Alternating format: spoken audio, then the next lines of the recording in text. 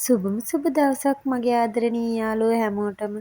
ඉතින් මං අද ඔයාලත් එක්ක බෙදා ගන්න හිතුවේ මගේ කොණ්ඩෙට මම දෙන සත්කාර මොනවාද කියලා. ඉතින් මම මේකට දාලා තියෙන්නේ වෙරළු කොළයි කොමාරිකායකේ ජෙල් කෑල්ලකුයි. හොඳට කොටලා පෙරලා අරගෙන තියෙන්නේ. ඉතින් දැන් මම මේකෙන් හිස් කබලේ හැමතැනම ගෑවෙන විදියට ගා ගන්නවා.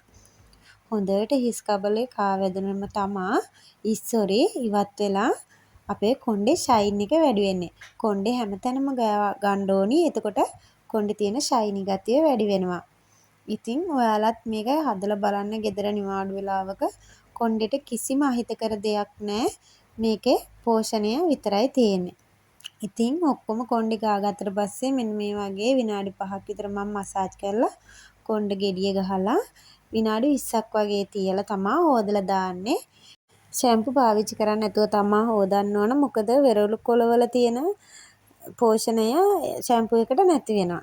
ඉතින් අපේ චූටි බබාටත් ඕනි කියලා එයාගෙත් කෑවා. ඉතින් වීඩියෝ එක හොඳයි නම් ලයික් කරලා කමෙන්ට් එකක් දාන්න. අදට ගිහින් එන්නම්. හැමෝටම සුබ දවසක්.